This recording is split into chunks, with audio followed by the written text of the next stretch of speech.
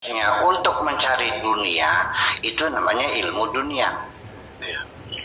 Kalau diorientasikannya untuk akhirat, yaitu namanya ilmu akhirat. Ya. Sekalipun dia dokter disebut ilmu umum, tapi ketika dokter Idris yang ada di Jatibarang itu dokter Idris Nasution ya, semarga dengan istri saya itu. Nah itu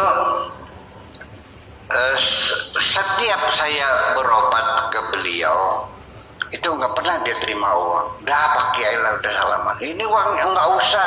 Ini obatnya, ini uangnya sudah.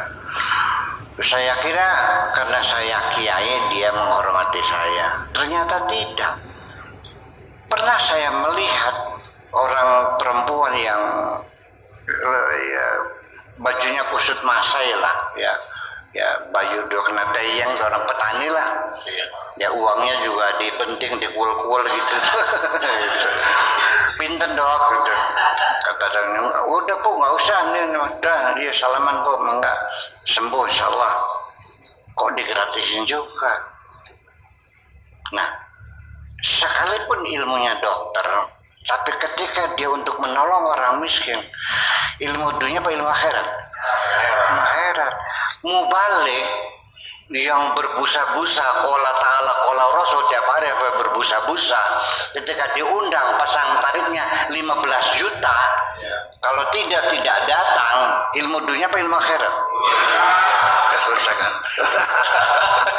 Lah iya lah yang dipakainya IT juga sama.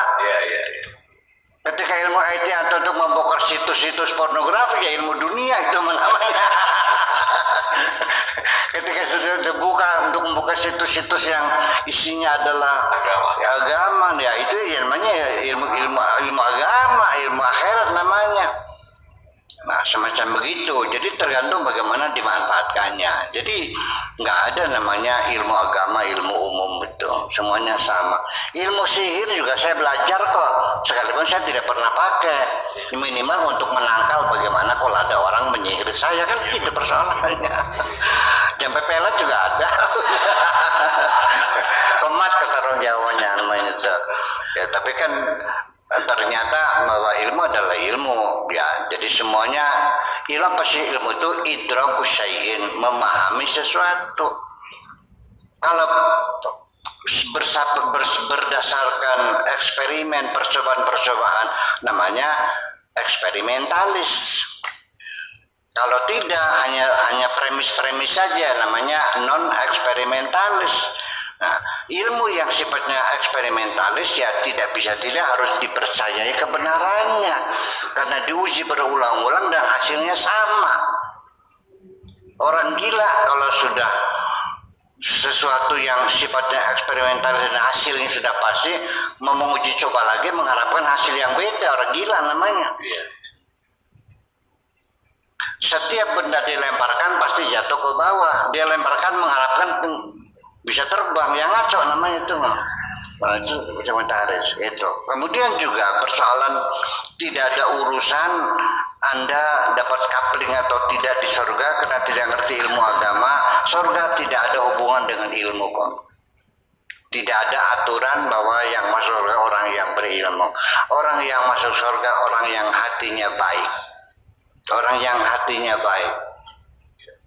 Ya, yauma la yanfa'u malu wala banun illa man atallaha biqalbin salim.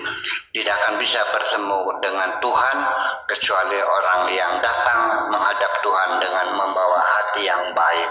Qalbun salim itu hati yang baik. Sekarang saya mau nanya, menguji coba dulu punten ya. Menguji, boleh nggak diuji? Kalau ada tetangga Anda mendalami ilmu IT dan lebih canggih dari Anda sehingga setiap hari dapat panggilan orang untuk menginstal internet mereka dan Anda akhirnya kekurangan pelanggan, sakit hati nggak? Begitu Anda sakit hati melihat orang mendapatkan rizki, hati Anda busuk. Jangan berharap Anda bisa masuk surga. Kita berat. Dan ternyata